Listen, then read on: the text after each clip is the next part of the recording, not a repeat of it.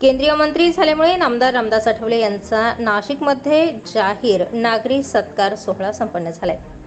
Bhajpa, Shiv Sena, Rashtrawadi, Republican Party of India व सर्व घटक पक्षाच्या महायुती स्थापन झालेल्या सरकारमध्ये केंद्रीय मंत्रिपदाची शपथ घेतल्यानंतर रिपब्लिकन पार्टी ऑफ इंडियाचे राष्ट्रीय अध्यक्ष रामदास आठवले हे पहिल्यांदाच नाशिकमध्ये आले। यावेळी आठवले यांचा ओझर विमानतळावर मोठ्या जल्लोषात पीएल ग्रुपचे संस्थापक अध्यक्ष भूषण लोंढे यांच्यासह गाड्यांच्या ताफ्यासह रिपाई उत्तर महाराष्ट्र तसेच नाशिक जिल्ह्याच्या वतीनं जोरदार स्वागत झालं। यानंतर विविध ठिकाणी आठवले यांचं ढोल ताशाच्या गजरात स्वागत झालं। तसेच नाशिक जिल्ह्यातील अनेक रिपाई पदाधिकाऱ्यांचं दुःखद निधन झालं। या सर्व पदाधिकाऱ्यांच्या निवासस्थानी आठवले यांनी सांत्वनपर भेटी दिल्या। त्यानंतर नाशिक येथील कालिदास कलामंदिर येथील सभागृहात केंद्रीय मंत्री रामदास आठवले यांचा रिपाई उत्तर महाराष्ट्र प्रमुख प्रकाश लोंढे यांच्यासह उत्तर महाराष्ट्रातील सर्व जिल्हाध्यक्षांसह पदाधिकाऱ्यांनी नागरी सत्कार केला। या कार्यक्रमासाठी पालकमंत्री दादाजी भुसे, नाशिक पश्चिमचे आमदार सीमाताई हिरे यांच्यासह महायुतीचे सर्व पदाधिकारी नागरिक सत्कार सोहळ्यासाठी उपस्थित होते। कार्यक्रमाचे अध्यक्ष रिपाई उत्तर महाराष्ट्र प्रमुख तथा नाशिक जिल्हा प्रमुख प्रकाश लोंढे होते। कार्यक्रमाचे प्रमुख आकर्षण महाराष्ट्राचे ख्यातनाम गायक राहुल शिंदे हे होते।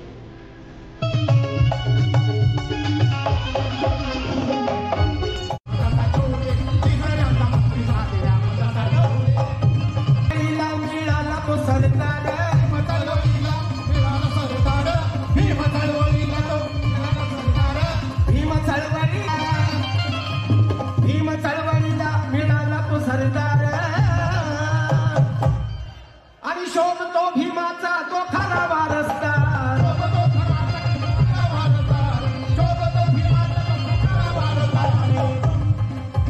भीम चळवळीला मिळाला तो सरदार, कित्येकांचं प्रेम अवमनी साठवले आणि तिसऱ्यांदा मंत्री झाले रामदास आठवले।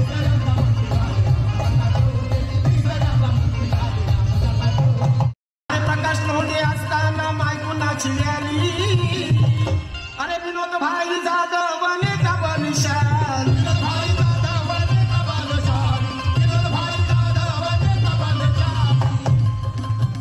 कुशलबाई लोंढे का कार्यकर्ता खंडा, कार्यकर्ता खंडा, करीम भाई सय्यद रुपया तो बंदा,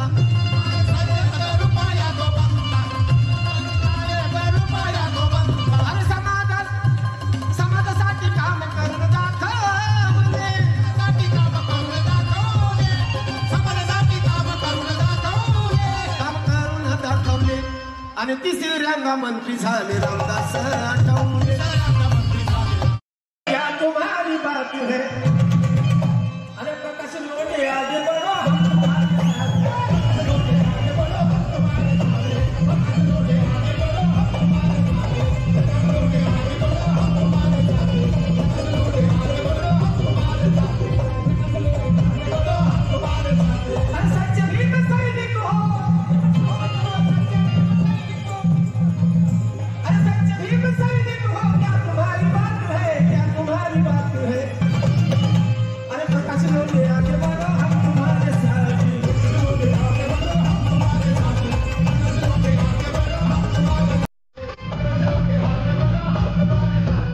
रिपाई उत्तर महाराष्ट्र प्रमुख प्रकाश लोंढे, पीएल ग्रुप संस्थापक अध्यक्ष भूषण लोंढे, माथाडी जनरल कामगार संघटनेचे प्रदेश सरचिटणीस दानशूर दीपक नानाजी लोंढे, माजी नगरसेविका दीक्षा दीपक नाना लोंढे यांनी कार्यक्रमासाठी यांच्यासह Republican Party of India Athawale गट उत्तर महाराष्ट्र तसेच संपूर्ण पीएल ग्रुपच्या पदाधिकारी उपस्थित होते।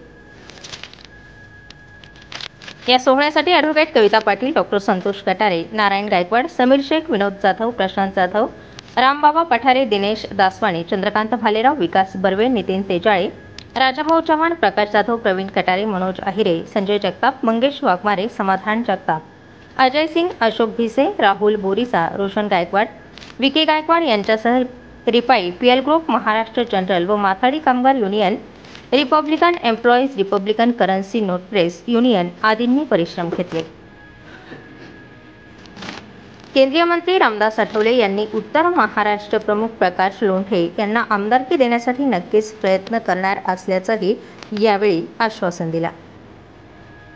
यावेळी आठवले यांच्यासह पालकमंत्री दादाजी भुसे, आमदार सीमाताई हिरे या नेत्यांनी आपल्या भाषणातून तुफान फटाकेबाजी करत नामदार रामदास आठवले यांचं स्वागत केलं.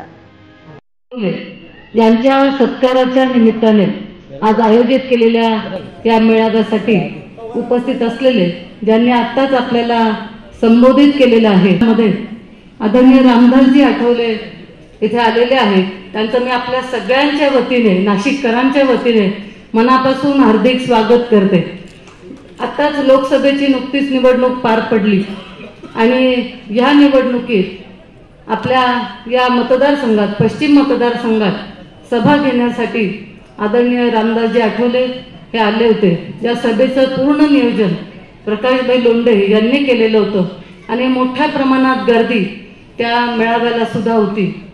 त्यावेळेलाच मी सांगितलेलं होतं की जिथे जिथे रामदासजी आठवले हे जात असतात त्या मला वाटतं आतापर्यंत पक्षाचा नेहमी विजय झालेला आहे आणि आता देखील त्यांची केंद्रीय मंत्री म्हणून निवड झाली.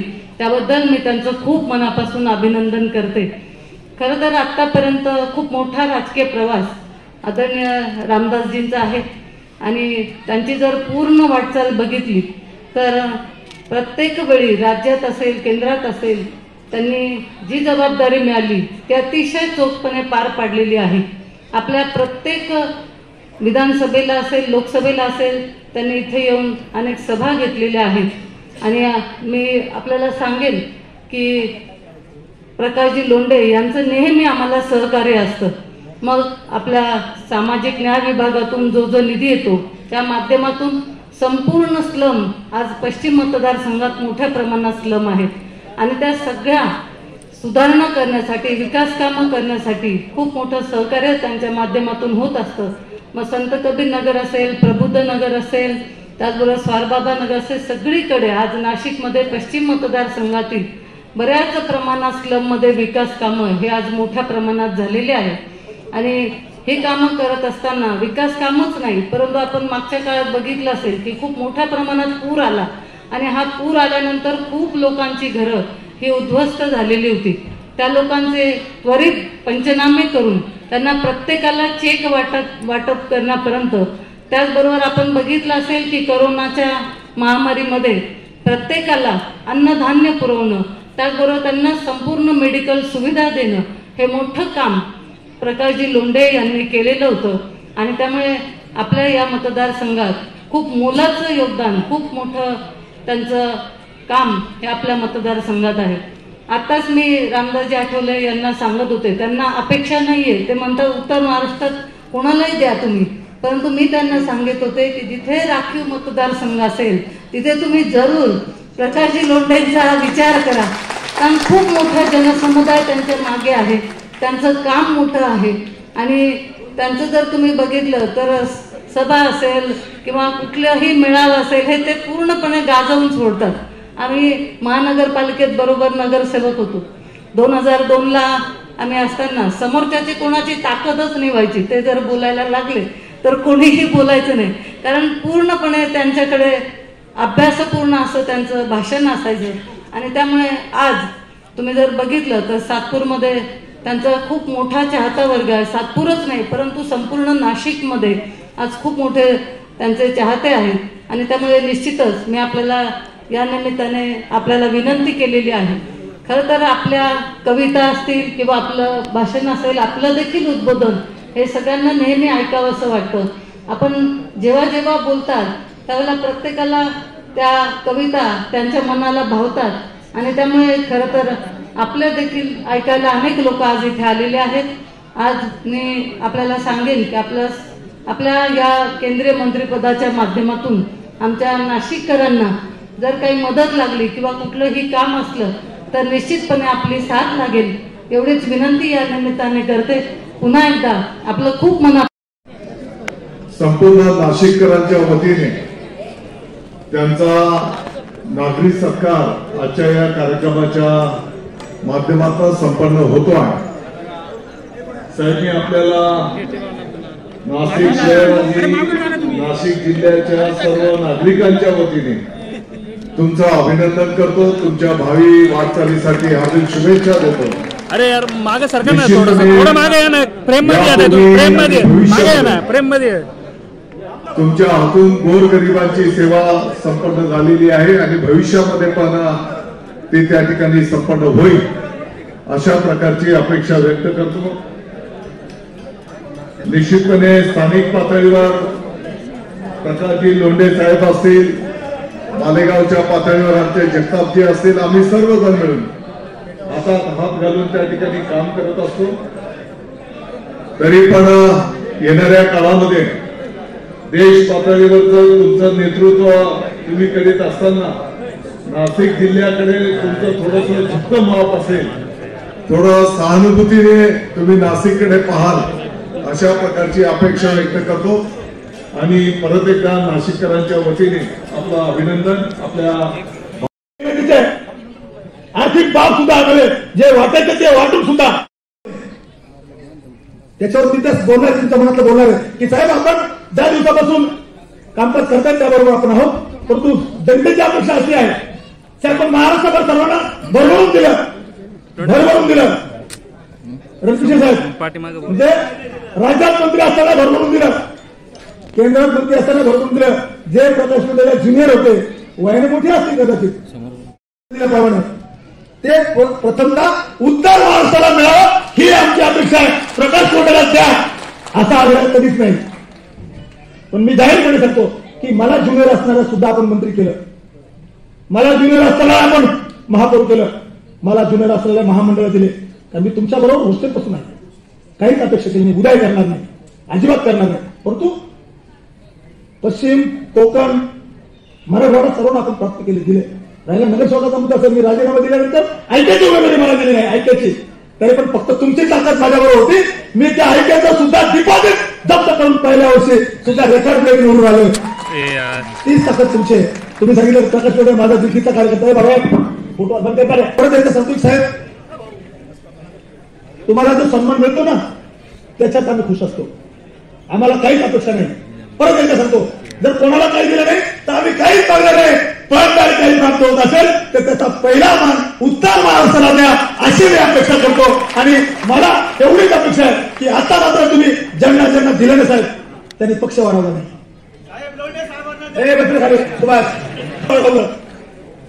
आपलं जागा सोडून ना कोणत्या पश्चिम महाराष्ट्रात गेले, ना दक्षिण महाराष्ट्रात गेले, ना उत्तर महाराष्ट्रात कुठेही गेले नाही. आमची विनंती तुम्ही अशाच व्यक्तीचा सन्मान करा का जो पक्ष वाढवेल, मॅन पॉवर देईल, मसल पॉवर देईल, माइंड पॉवर देईल, मनी पॉवर देईल. पाया पडायला उभं राहील आणि पाय सोडायला उभं राहील. 117 केस रेकॉर्ड ब्रेक महाराष्ट्रात माझ्या होत्या, नामकरण आंदोलनाच्या, रेल्वे रुखाच्या, अधिकाराला त्रास देण्याच्या. पण सुदैवाने एक सुद्धा केस झाली का आपलं सिद्ध? वाणी वकील आले, पुढे वाणी वकील, हे बाय वाणी वकील आहे. एक सुद्धा केस साहेब, हुशार निवडणुकीची केस सुद्धा काहीच नसताना आधी निर्दोष करणारे हे वाणी साहेब आहे. दुसरे राहुल कासनीवार आहे.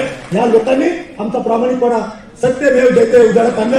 एक सुद्धा केस चालू, मी मुद्दाम सांगतो, एक सुद्धा केस नाही, काही बदनामी नाही. उच्च शिक्षित आहे, आर्थिक बाब, तन्मन धन खर्चाची तयारी आहे, पाया पडायची, पाय धरण्याची ताकद आहे. एक पक्ष, एक नेता, एक झेंडा आणि एक विचार, बरोबर आहे ना? आणि मग तयार कसे असतील. म्हणून प्रकाश मंडळात द्या असं मी म्हणणार नाही, परत सांगतो, पण उत्तर महाराष्ट्राच्या पदरात द्या अशी अपेक्षा करतो. आणि मला भाषण करण्याची संधी, सेवा करण्याची संधी तुम्ही प्रथमतः परत एकदा सांगतो, तिसऱ्यांदा वारा सकारांचा सडवलेला नाहीये. अरे बाबांना ऐका रे, आपल्याला काही वारस हक्क नाही. बाबांचा आपल्याला वारस हक्क आहे का साहेबांना प्रकाश मंडळाला? अरे आहे का नाही? जोरात बोला. आणि वारसदार आहे का? वारस हक्क आपल्याला सर्व, तुम्हाला वारसदार हक्क नाही, मला वारस हक्क नाही.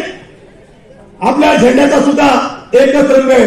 आपण झेंड्याला थिगळ पण लावले नाही, आपल्या झेंड्याला थिगळ नाही, आपण सातबारा केलं नाही. म्हणून आम्ही सर्व, बरोबर ना उदरकर, वसंतराव, आम्ही सर्व आपल्या सोबत आहोत. आठवले साहेब आगे बढो, हम तुम्हाला. यानंतर मी सीमा द्यायला विनंती. देशामध्ये बाबासाहेबांचं संविधान आहे,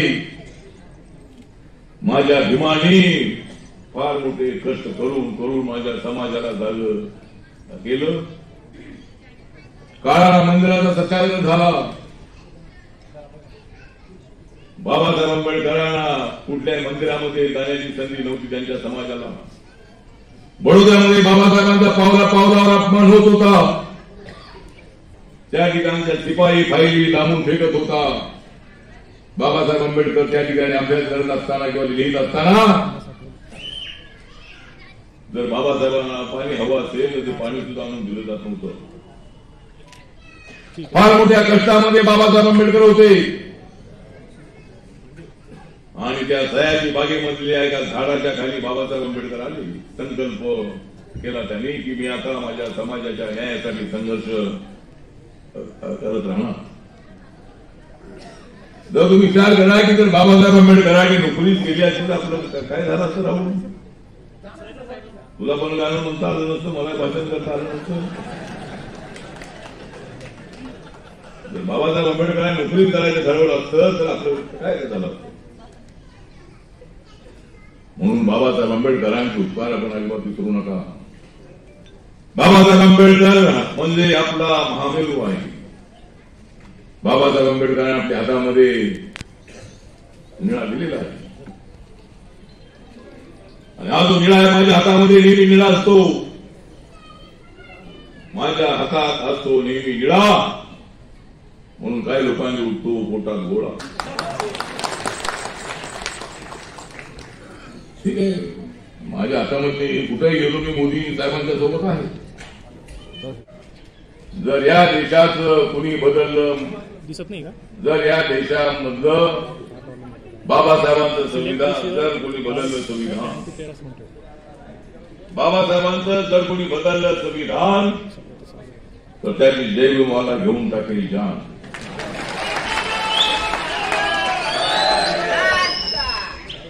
अरे ज्या बाबासाहेब आंबेडकरांनी या देशाची वाढवली आहे शान, बाबासाहेब आंबेडकरांनी या देशाची वाढवली आहे शान, म्हणून साऱ्या जगात आहे माझ्या भीमाकडे ध्यान. बाबासाहेब आंबेडकर एक फार मोठी महाशक्ती आहे. बाबासाहेब आंबेडकर म्हणजे या देशाला मिळालेला जबरदस्त उगवता सारा. बाबासाहेब आंबेडकरांच्या बद्दल कोणी अनुद्गार काढले तर त्यांना ठराठरा फाडून टाकल्याशिवाय अजिबात राहणार नाही. त्यानंतरच्या काळापासून आम्ही काम करतो. प्रकाश लोंढे आमचा अत्यंत ताकदवार असणारा नेता आहे. कार्यकर्त्यांच्या बरोबर चांगले संबंध ठेवणारा कार्यकर्ता आहे. कार्यकर्त्यांमधला कार्यकर्ता कृपेनं हळूहळू असते ना आपली थोडी थोडी प्रगती होते. काहीच मिळालं नाही, काहीच मिळालं नाही अशा पद्धतीच्या अवस्थेमध्ये राहता कामा नाही. जेव्हा नाशिक जिल्ह्यामधल्या प्रकाश लोंढेला जेव्हा काहीतरी मिळेल तेव्हा साऱ्या महाराष्ट्राला कळेल.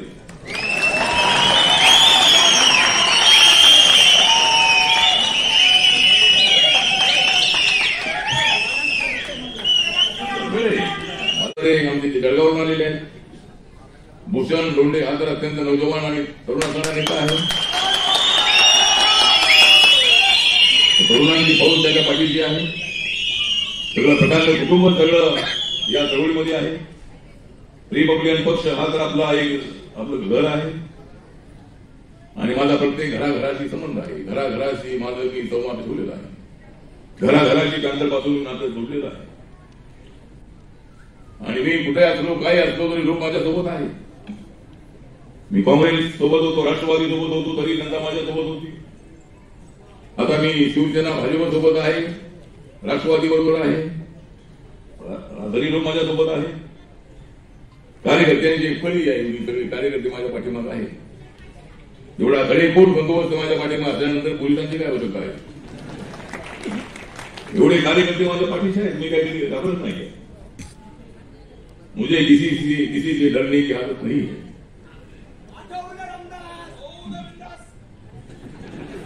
मुझे किसी से डरने की आदत नहीं है.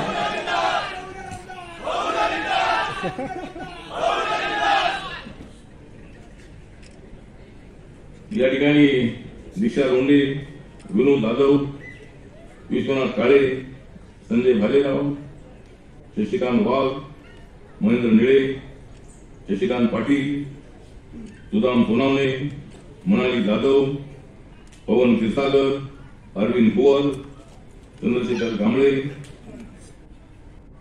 Narayan Gaikwad, Amol Pagale, Santosh Katale, Kalim Sayyad. Star 24 fast news साठी सिद्धार्थ लोखंडे, नाशिक.